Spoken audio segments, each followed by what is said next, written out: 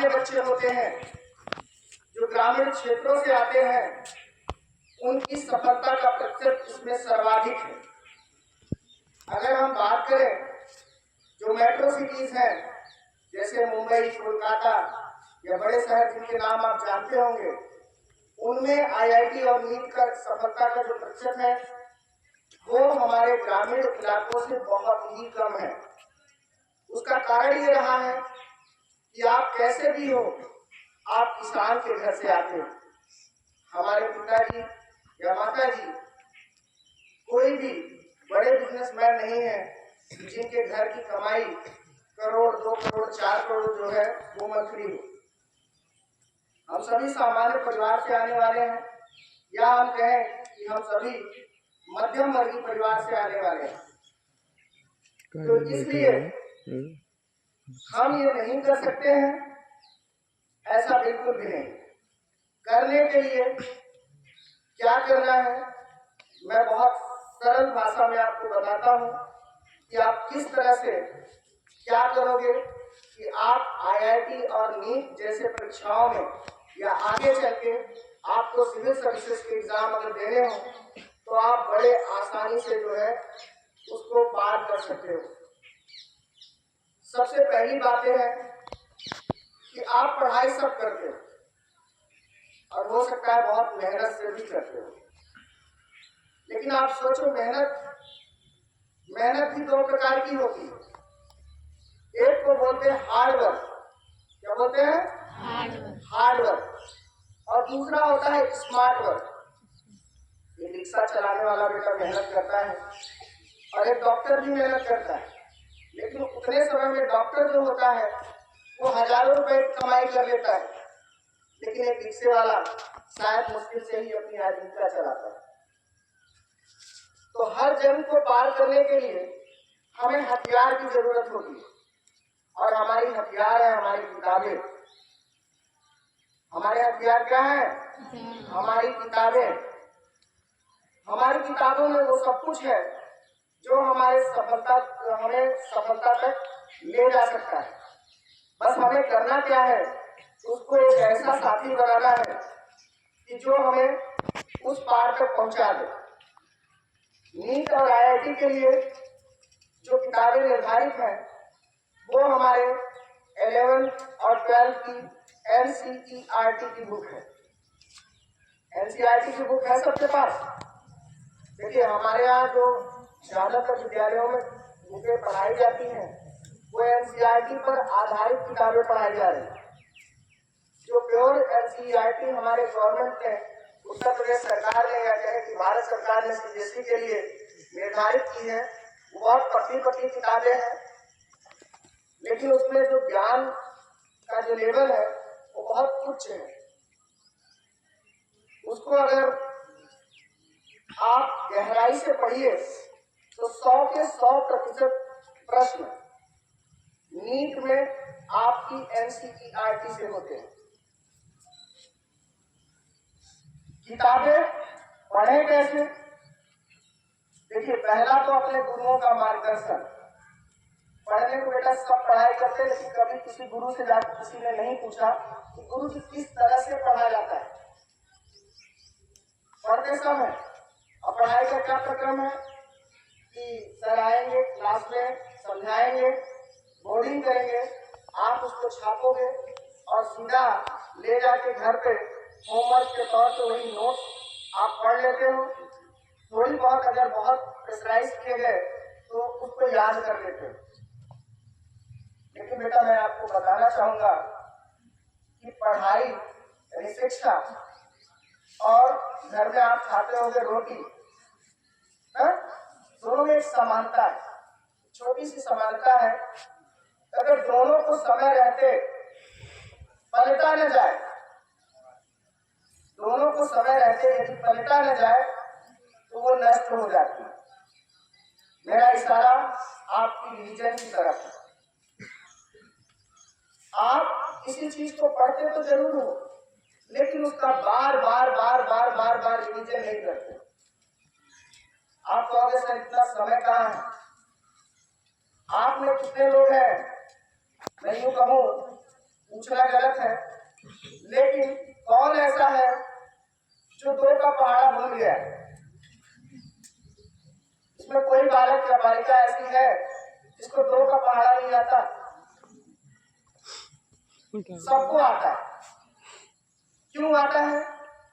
क्योंकि आपने उसका इतनी बार रिवीजन किया है, इतनी बार रिवीजन किया है कि वो आपके परमानेंट मेमोरी में जाके सेट हो चुका है।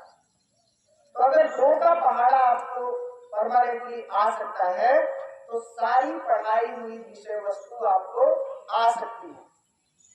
बस उसको क्या करना है कि अपने परमानेंट मेमोरी में डाल देना है। 3 तरह की मेमोरी होती है। एक को बोलते हैं बेटा इंस्टेंटेनियस मेमोरी, तात्क्षणिक स्मृति। दूसरा होता है वेस्टिजियल मेमोरी, स्मृति या अवशेषी स्मृति। और तीसरी जो होती है उसे हम बोलते हैं परमानेंट मेमोरी। जब हम कोई चीज पढ़ते हैं, गुरु जी हमको समझाते हैं, तुरंत हमारे समझ में आ जाती है और वो याद भी रहती है। कई बार गुरु जो खड़ा करते हैं तो हमको धुंधला धुंधला सा याद आ रहा होता है कि हाँ गुरु जी ने तो कुछ ऐसा बताया था। गुरु जी जैसे ही बताते हैं जरा सा आपको याद आ जाता है। होता क्या है कि उस समय आपके इंस्टेंटेनियस यानी तात्क्षणिक दिमाग में उसको क्या कर लिया, सेव कर लिया। मोबाइल जैसा फीचर दिमाग के पास भी है, वो भी सेव करता है, उसने सेव कर लिया। अब आपने उसका रिवीजन नहीं किया तो वो कहां चला गया, अवशेषी स्मृति में यानी वेस्टिजियल मेमोरी में चला गया। अब वो चीज आपके दिमाग से कोई भी चीज डिलीट नहीं होती, ये भी ध्यान रखना। अगर आप सोचते होगे कि आप जो कुछ भी देखते हो बहुत सारी चीजें भूल जाते हो, तो दिमाग आपका नहीं भूलता है, क्योंकि इसमें अरबों न्यूरॉन्स है और वो कोई न कोई न्यूरॉन में आपकी जो सूचना होती है वो जाके वहां पे इकट्ठी होती है। लेकिन किसी भी ज्ञान को जरूरी है परमानेंट मेमोरी में डालना, और किसी भी नॉलेज को यदि परमानेंट मेमोरी में डालना है तो जाहिर सी बात है आपको बार बार उसको देखना पड़ेगा, और उसको देखने से वो परमानेंट मेमोरी में भी जाएगा और एक और मेमोरी बिल्डअप होगी, फोटोग्राफिक मेमोरी। फोटोग्राफिक मेमोरी मतलब वैसा चित्र आपके सामने आ जाए। कभी कभी गुरु जी बहुत अच्छा क्लास पढ़ाते हैं तो आपको उसका चित्र भी आपके दिमाग में आ जाता है, उसको बोलते हैं फोटोग्राफिक मेमोरी। तो आपको कुछ नहीं करना है, किताबों को लेना है, एनसीईआरटी को लेना है, लाइन टू लाइन हर शब्द का मतलब समझना है। कई बार हम होता है ना कि कुछ शब्दों को हल्के में ले लेते हैं, कहते हैं अरे इसका तो सामान्य सा अर्थ होगा, लेकिन एनसीईआरटी के एक एक लाइन से बेटा 10-10 प्रकार के प्रश्न बन सकते हैं। एनसीईआरटी ऐसी किताब है, एक ऐसी बुक है जो कि सबसे सस्ते में और सबसे उच्च स्तरीय जो है आपको ज्ञान देने का काम करती है।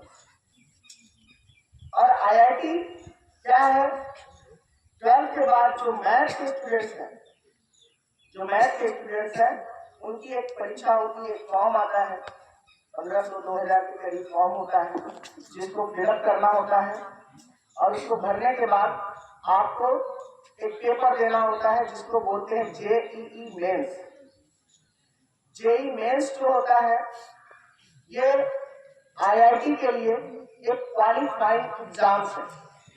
इसमें परसेंटाइल के बेस पे, आपके परसेंटाइल के बेस पे लगभग 11 लाख स्टूडेंट्स में से 2.8 लाख स्टूडेंट का चयन किया जाता है। और प्रश्न कहाँ से होते हैं, आपके फिजिक्स से, आपके केमिस्ट्री से, आपके मैथमेटिक्स से। बाहर से कुछ भी नहीं होगा, ना आपको इतिहास पढ़ना है, ना भूगोल पढ़ना है, ना इंग्लिश देना है, ना आपको किसी अदर सब्जेक्ट का एग्जाम देना है। वहां पे 3 ही विषय का एग्जाम देना होता है। एक आपका मैथमेटिक्स होता है, सेकंड आपका फिजिक्स होता है, और थर्ड आपकी केमिस्ट्री होती है। तो पहला चरण उतना कठिन नहीं होता है, पूरी तरह से आपके एनसीईआरटी से होता है, और अगर आप चाहेंगे तो उसमें आप चयनित तो हो सकते हैं। 11 लाख बच्चों में 2.8 लाख बहुत बड़ी संख्या होती है। आप आराम से जेईई मेंस क्वालिफाई कर जाते हैं। उसके बाद आता है एडवांस, जेईई एडवांस। तो एडवांस की परीक्षा जो होती है उसमें जो 2.8 लाख जो अभ्यर्थी हैं वो जब परीक्षा देते हैं तो उसमें से लगभग 28,000 लोगों का सिलेक्शन होता है। 28,000 8 लाख से कितने में आ जाते हैं 28,000, और उसमें से 13,000 होते हैं उनको जो मेन आईआईटीज हैं उनमें एडमिशन मिलता है, और जो बाकी बचे हुए स्टूडेंट्स होते हैं वो अदर गवर्नमेंट कॉलेज होते हैं। और अगर हम बात करें नीट की, तो नीट एक चरण परीक्षा है। जैसे आईआईटी 2 चरणों में देना होता है, एक मेंस और दूसरा एडवांस। बट अगर नीट की बात की जाए तो नीट सिंगल स्टेप एग्जाम है। इसमें जो प्रश्न आते हैं ये बायो ग्रुप के छात्रों को होता है। इसमें आपके बायो, फिजिक्स से, केमिस्ट्री से कुल मिलाकर 180 प्रश्न आते हैं। कितने आते हैं? 180 प्रश्न आते हैं, जिसमें से प्रत्येक प्रश्न का सही उत्तर देने पे 4 अंक आपको होते हैं। इस तरह से 720 अंकों की संख्या होती है। इसमें आपके 90 क्वेश्चन होते हैं।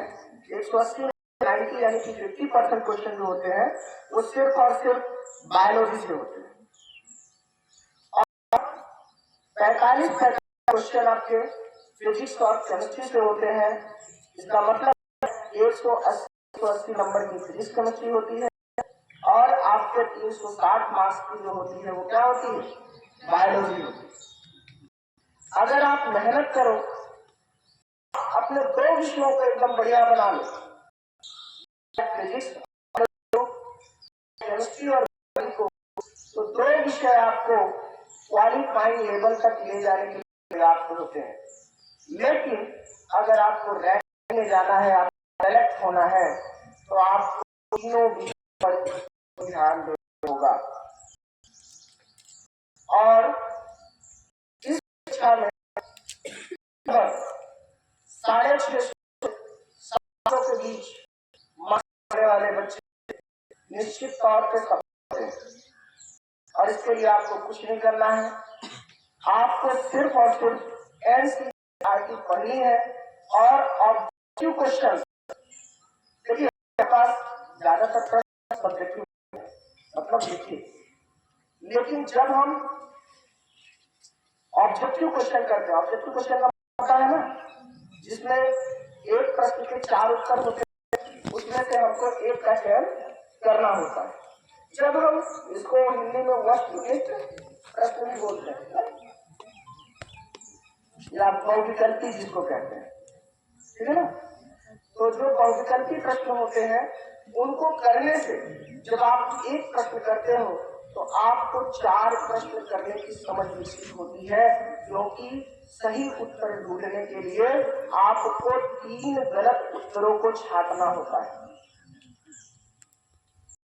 तो लोगों को मान लगता है कि हम मार देंगे और सही हो जाएगा। आप ये भी चाहिए, चाहे आईआईटी की परीक्षा हो चाहे नीट की परीक्षा हो, दोनों जो गलत उत्तर करने पर जो अंक होते हैं उसमें से कुछ अंक काट लिए जाते हैं, यानी कि जिसको हम कहते हैं नेगेटिव मार्किंग।